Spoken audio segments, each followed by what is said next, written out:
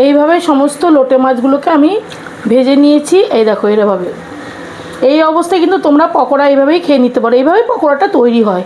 Excuse me everyone, একটু সাবস্ক্রাইবটা করে দাও, একটু তাড়াতাড়ি করে দিও। বন্ধুরা শুনে যাও, আজকে আমি বানিয়ে ফেলবো লোটে কষা। আজকে ষষ্ঠবার লোটে মাছ চলে এসছে। এই দেখো এই সাইজের লোটে মাছ ভালো করে ধুয়ে পরিষ্কার করে নিয়েছি। আর একটা কথা বলা হয়নি, এখানে কিন্তু আমি ভিনিগার দিয়ে ভালো করে মাখিয়ে রেখেছিলাম আর জল ঝরিয়ে নিয়েছি। তোমরা পাতিলেবুও দিতে পারো। লবণ একে একে যা যা লাগবে দিচ্ছি। লঙ্কার গুঁড়ো আর দিয়ে দেব এই যে অল্প করে রসুন বাটা দিলাম, আদা বাটা খুবই সামান্য, একটু অন্যরকম করে করার চেষ্টা করছি। তোমরা দেখো ভালোই লাগবে আশা করি। দিয়ে এবার মেখে নেব, বাইন্ডিংটা যাতে ভালো হয় ওই কারণেই দেওয়া। মাছগুলোকে একটা একটা করে আমি ভেজে নেব। আর তোমাদের তো বলা হয়নি কি কি নিচ্ছি আমি। দেখো এখানে নিয়েছি আদা বাটা, রসুন বাটা, কাঁচা লঙ্কা বাটা আর একটা বড় সাইজের টমেটো বাটা, সবই বেটে নিচ্ছি। বড় সাইজের একটা পেঁয়াজ কুচি, আর থাকছে এই যে জিরের গুঁড়ো, শুকনো লঙ্কার গুঁড়ো আর ধনের গুঁড়ো। এটা ধনের গুঁড়ো তোমরা আন্দাজ মতোই দেবে, জিরের গুঁড়ো আন্দাজ মতোই দেবে। আমি এখানে রেখে দিয়েছি, যতটা লাগবে ততটাই দেবো। চলো এবার 5 মিনিট পরে আমি ফিরে আসছি। এবার কড়াইয়ের মধ্যে দিয়ে দেবো সাদা তেল। প্রথমে মাছগুলোকে আগে একটা একটা করে ভাজবো, একটু বেশি করেই তেলটা দিতে হবে। তেল গরম হয়ে গেছে, একটা একটা করে ছেড়ে দেব।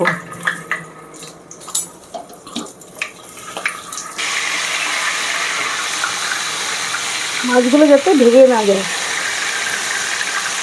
লোটে মাছ তো ভীষণ নরম মাছ, ওই জন্যে ভীষণ সাবধানেই উল্টাতে হবে। এই দেখো এইভাবে আমি ভেজে নিয়েছি। একটু ডিপ ফ্রাই করে করতে হবে, কারণ নরম মাছ খুলে যেতে পারে। এইভাবে সমস্ত লোটে মাছগুলোকে আমি ভেজে নিয়েছি। এই দেখো এরভাবে। এই অবস্থায় কিন্তু তোমরা পকোড়া এইভাবেই খেয়ে নিতে পারো, এইভাবেই পকোড়াটা তৈরি হয়। চলো রান্নাটা এবার শেষ করতে হবে। গরম তেলের মধ্যে এখন এই কুচনো পেঁয়াজগুলো দিয়ে দিলাম।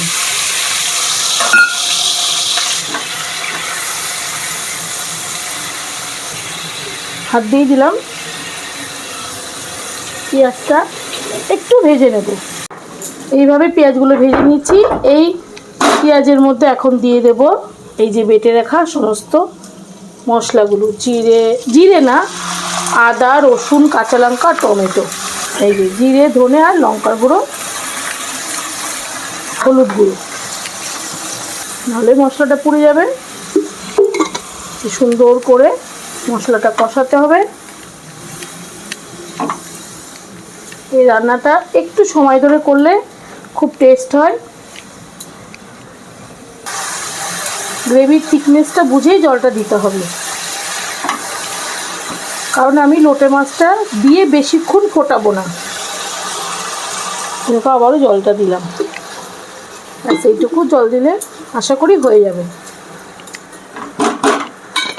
এই ঝোলের মধ্যে এখন আমি দিয়ে দেবো গ্রেভির সাথে, তাহলে ভালো করে মিশে যাবে।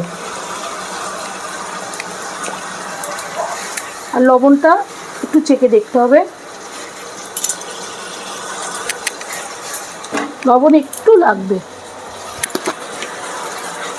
এই যে এইটুকু মতো লবণ দিলাম। লবণ সম্পূর্ণ নিজেদের আন্দাজ মতো। দেখো জলটা ফুটে উঠেছে, এখন আমি এই যে মাছগুলো ছেড়ে দেবো।